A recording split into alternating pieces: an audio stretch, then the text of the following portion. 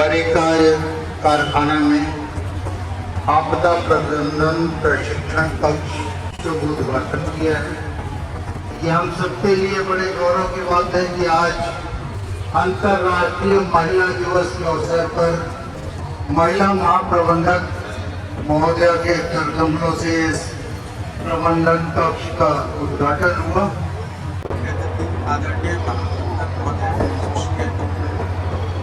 यहाँ उपस्थित सभी प्रमुख विभागाध्यक्ष, सभी अधिकारीगण, कर्मचारी परिषद के सदस्यगण, प्रेस व मीडिया के प्रतिनिधिगण एवं इस कार्यक्रम में सहभागिता निभाने वाले सभी कर्मचारीगण, मैं 50वें राष्ट्रीय सुरक्षा सप्ताह के अवसर पर आयोजित इस कार्यक्रम में आप सभी का हार्दिक स्वागत मैं अभिनंदन करता हूँ।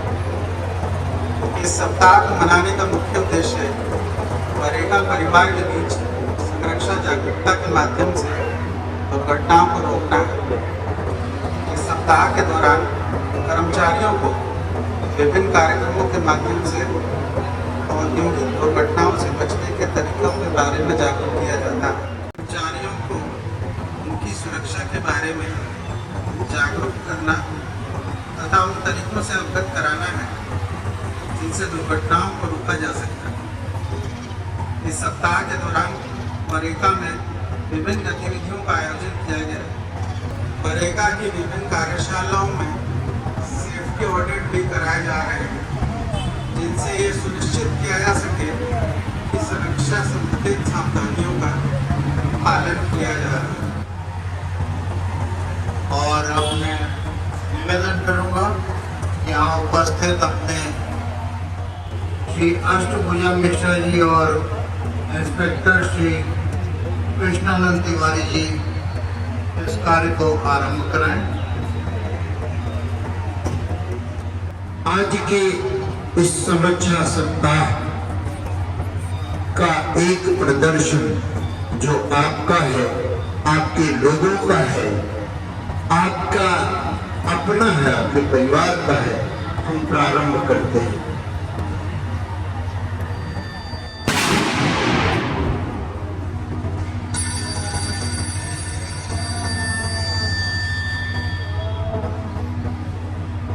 सुरक्षा नियंत्रण कक्ष से कांस्टेबल क्या बोल रहे हैं सर?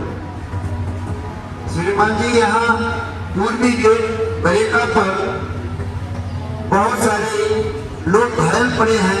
एक बिल्डिंग में आग का धुआं दिखाई दे रहा है और कई लोग चिल्ला रहे हैं, चीख रहे हैं। क्या कोई आक्रमण हुआ है? इसकी जानकारी तो हमें नहीं है श्रीमान, लेकिन देख रहे हैं कि बहुत सारे लोग घायल पड़े हुए हैं, कमरों से धुआं निकल रहा है, बिल्डिंग गिर पड़ी है। कितने लोग घायल होंगे अनुमान का? संख्या का अनुमान नहीं लगाया जा सकता, लेकिन आप शीघ्र अपनी कार्यवाही प्रस्तुत करें। ठीक है, कृपया आप अपना नाम और मोबाइल नंबर बता दें। मेरा नाम संजीव चौरसिया है, मोबाइल नंबर 98 93 12 20 22। धन्यवाद, आपने सही समय पर देश की सेवा किया है। आपका नाम, आपका नाम वैधानिक कार्रवाई के लिए नामांकित किया जाता है।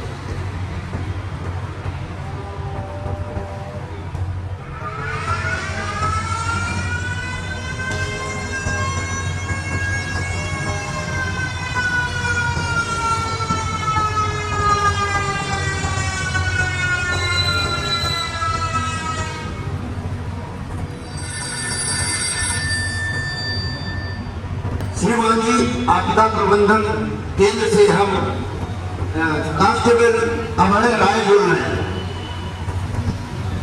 मैं तिवारी बोल रहा हूँ। आप यहाँ कमरे में आग लग गई है, उच्च अधिकारीगण सूचित हो रहे हैं, कृपया कार्रवाई की जाए। जी श्रीमान। और इस तरह से एक कार्यवाही का क्रम जारी होता है। अपने वरिष्ठ अधिकारियों की अनुमति प्राप्त कर सायरन बजा दिया जाता है, क्षेत्र को सुरक्षित कर लिया जाता है। सबसे पहला काम होता है कि जिस क्षेत्र में जो घटनाएं हो चुकी हैं उससे ज्यादा और घटनाएं संभावित से न हो सके, क्योंकि भगदड़ में एक बहुत बड़ी दुर्घटना का कारण बनता है महोदय। हम भगदड़ से बचाने के लिए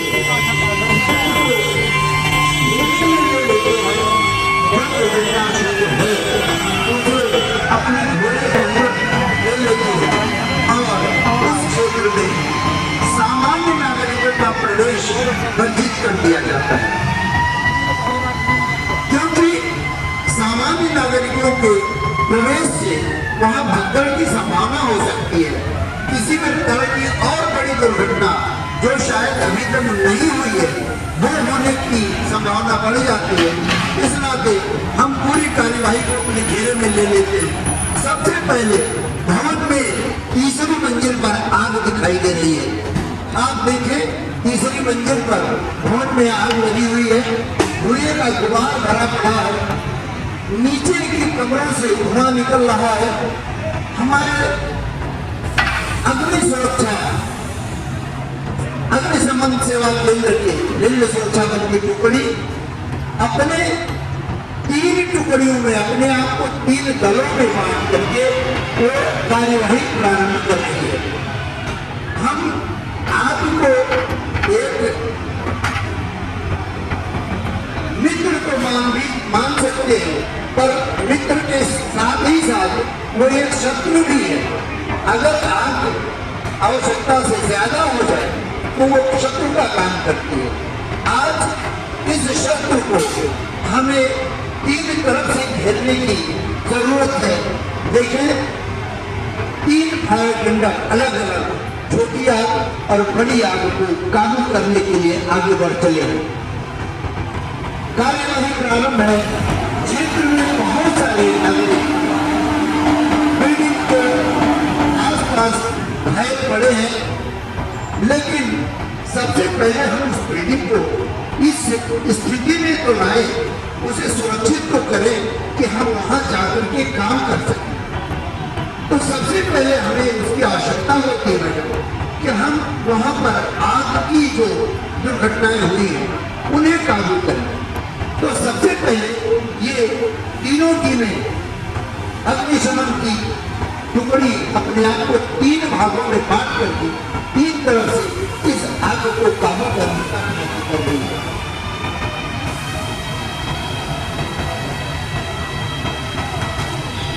आज हमें ये कहते हुए हर्ष हो रहा है कि हम किसी भी आपदा की स्थिति में ईश्वर न करें, हमारे बड़े का परिवार को किसी प्रकार की आपदा का सामना करना पड़े, लेकिन हम आपको विश्वास दिलाते हैं महोदया कि अगर ऐसी कोई स्थिति पैदा होती है तो हम आपके परिवार के सदस्य आपको भरोसा दिलाते हैं कि हम इस आपदा को बड़ी आपदा में बदलने से बिल्कुल रोकने के लिए सक्षम है। आप देखें किस प्रकार से ये अग्निशमन दल ऊपर बिल्डिंग में लगी आग को अपनी काबू में ले रहा है। सामने अगर हम 3 भागों में बांट कर देंगे तो उस समय चिकित्सकीय सुविधा की जरूरत पड़ती है। छोटी बड़ी कई आग लग सकती है, जैसा हम जानते हैं दम का प्रभाव नहीं होता है। ये देखिए छोटी आग पर हमारी मातृशक्ति आज महिला दिवस घर में छोटी आग लग जाती है और किस प्रकार से उसे हमारी नागरिक सुरक्षा की महिला टुकड़ी उसे काबू में करने का प्रयत्न करती है। हम जानते हैं कि परिवार में जब हम नहीं होते हैं, ड्यूटी में होते हैं, तो महिलाएं घर में अकेली होती हैं। ऐसे में उन्हें इस बात के प्रशिक्षण की नितांत आवश्यकता है कि वो अपने आप को तैयार करें। सिलेंडर देखिए, सिलेंडर की आग प्राय चूल्हे से पाइप के निकल जाने पर सिलेंडर में सीधी आग लग जाती है और ऐसे में कोई जरूरत नहीं है, बहुत ही आराम से अगर किसी कामों में कर लेना होगा। आप देखें ये सिलेंडर के पाइप में सीधी आग निकल रही है और घर में अकेली महिला सदस्य इन्होंने केवल अंगूठा लगाया और आग पर काबू कर लिया। ये अभ्यास देखिए बहुत अच्छा, बहुत बढ़िया। देखिए जैसे ही रेस्क्यू टीम की टुकड़ी ने ये बताया कि हमें बिल्डिंग काम करने की स्थिति में हो गई है, आप अपनी सर्विसेज स्टार्ट कर सकते हैं, प्रारंभ कर सकते हैं, उसी तरह से तुरंत वहां से हमारे प्रथम चिकित्सा प्राथमिक चिकित्सा की टुकड़ी घायल पड़े हुए मैदान में पड़े हुए लोगों की चिकित्सा के लिए तत्पर हो जाए। आप देखिए तो इसमें सारे लोग, चाहे सेंट जॉन्स एम्बुलेंस ब्रिगेड अपने बरेका की टुकड़ी हो, चाहे Bharat scouts and guide Bareka की टुकड़ी हो, सारे बच्चे और सारे जवान अपने काम में लगे हुए हैं। देखिए कि हम एक बात बता देना सभी चीज होगा कि जब कोई बड़ी दुर्घटना होती है तो आपके पास जितने भी साधन होते हैं वो कितने भी साधन हो वो कम पड़ जाते हैं।